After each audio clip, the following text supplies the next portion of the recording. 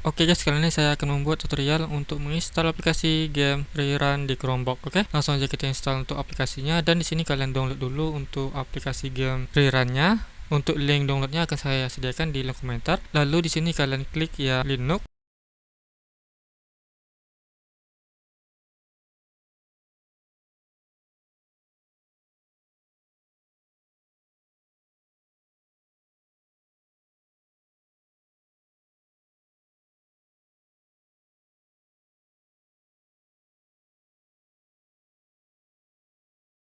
Oke, setelah itu kalian masuk ke file, lalu download, dan kalian kopikan untuk file gamenya, dan kalian pastikan di file Linux.